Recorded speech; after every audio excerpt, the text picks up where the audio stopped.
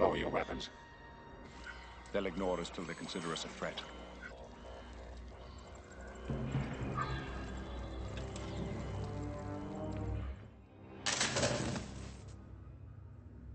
Perhaps we should just knock.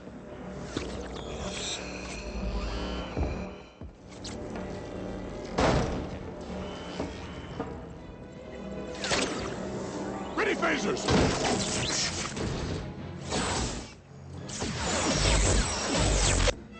Captain, they've adapted. Hey guys, what's happening? Niyat here with Film and Comics Explained, and today we'll be taking a look at the Borg, which are featured in the Star Trek television series, and the 1996 film Star Trek First Contact, directed by Jonathan Frakes, starring Sir Patrick Stewart, Brent Spiner, McFadden and Levar Burton. The Borg were essentially a pseudo-species of cybernetic beings from the Delta Quadrant. Within the Borg collective, no single individual truly existed, with the exception of the Queen, as all Borg were linked into a hive mind. Their ultimate goal was the attainment of perfection through forcible assimilation of diverse sentient species, technologies, and knowledge. As a result of this, the Borg were among the most powerful and feared entities in the galaxy, without really being a true species at all. The physiology of each Borg drone varied according to the species from which it was assimilated. Given this, the drones were typically humanoid, although the collective did demonstrate a willingness to assimilate non-humanoid life forms. Upon assimilation, a drone would cease to grow hair and would begin to develop a greyish discoloration of the skin as a result of the inorganic implants. These cybernetic implants were either surgically attached to the body or grown internally by nanoprobes injected into the bloodstream. The nature of these implants varied from drone to drone depending on their intended function. However, the basic nodes of interlink for communication and their myoneural cortical arrays that were used to control their movements were all the same. In most cases, the eyes were replaced with an eyepiece to improve vision, along with one of the arms being amputated to make way for a fully functional prosthetic. All of the implants, once fully assimilated, would allow the drones to function for extended periods of time without shelter, nutrients, or even air, making a trek into the vacuum of space for the bionic zombies a stress-free endeavor.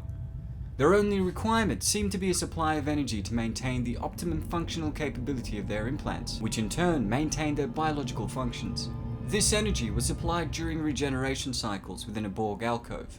Upon receiving damage, a drone would return to the alcove for assessment and repair, and if the drones were severely damaged, they would be disassembled for parts.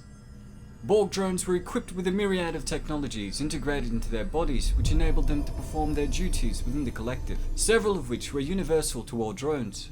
A neural transceiver kept them connected to the hive mind, while their personal force field protected each drone from most energy-based attacks.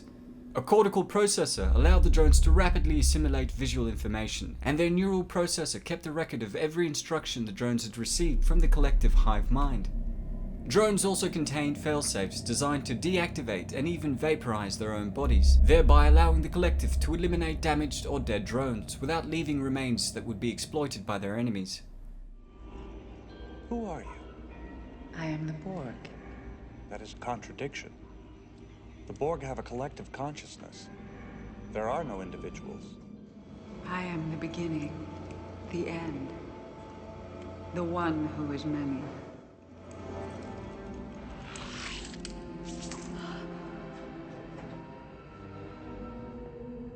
I am the Borg. According to the Borg Queen, the species known as the Borg started out as normal life forms in the Delta Quadrant without any cybernetic enhancements, before evolving into a mixture of organic and artificial life over thousands of years. As of the year 1484, they were reported to have controlled a handful of systems in the quadrant, but by 2373 this had increased almost exponentially, with them having assimilated thousands of worlds. Made up of at least 1 trillion humanoid drones scattered throughout the universe, the Borg were one of the largest and most hostile species the Federation had ever encountered. Through the use of their cybernetic implants, the Borg interacted by sharing their thoughts to the hive mind, and upon assimilation, these trillions of voices would overwhelm the newly assimilated drone, stifling their individual thought and resistance to the collective's will. The Borg philosophy was also governed by a primary directive to add the biological and technological distinctiveness of other species to that of the Borg.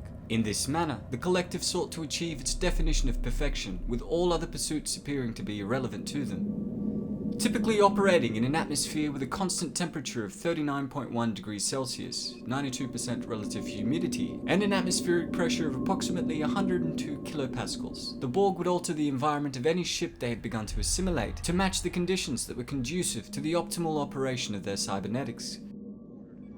Check out the environmental controls while I'm gone. It's getting a little warm in here. All right, let's go.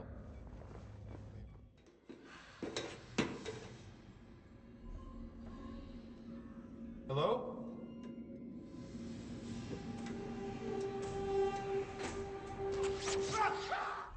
Their technology was a combination of those that were assimilated from other cultures within the collective in order to overcome obstacles to their goals. When confronted by a problem the collective was unable to solve with its existing resources and configuration, the entire collective would work in harmony to consider all possible solutions and implement the one determined to be the most efficient course of action. The Borg vessels were also decentralized, with no distinct bridge, living quarters, or engineering sections. Each ship was collectively operated by its complement of drones under the general direction of the hive mind. Owing to the collective's disregard for aesthetic considerations, the architecture of Borg ships took the form of basic shapes such as cubes and spheres, and were made from an advanced titanium alloy. Along with traditional warp drives, their vessels were also fitted with transwarp coils that could achieve even greater speeds by opening transwarp conduits. The Borg also had structures that were located in deep space, on planetary systems, and on the planets themselves, like the massive transwarp hubs that allowed Borg vessels to deploy rapidly to almost anywhere in the galaxy. These hubs had many portal opening structures on them, with their interior corridors containing interspatial manifolds which supported the transwarp conduits. In the feature film, Star Trek First Contact, the Borg had also created a time machine, allowing them to head back in time and assimilate the past prior to the formation of the United Federation of Planets, a plan that Captain Jean-Luc Picard of the Enterprise E and a former assimilated drone intended on stopping. With strong allusions to Ahab and his quest to destroy the mighty whale, First Contact was a triumphant exploration of fear, purpose, and obsession. My favourite Star Trek film not to feature Leonard Nimoy as Spock. I highly recommend it for those that are yet to see it. Well, that's all for today, folks. Thanks to all of you guys who requested we take a look at the Borg featured in the enormous Star Trek series. If there's any other stuff you'd like me to check out, please don't hesitate to ask. Also, don't forget to subscribe and click the notification icon to stay up to date on all my content. As always, it's been a pleasure. Niyat here with Film and Comics Explained. Thanks for stopping by. That's a girl. I swore I'd never use one of these. Computer, activate the EMH program. Please state the nature of the medical emergency. 20 Borg are about to break through that door. We need time to get out of here. Create a diversion.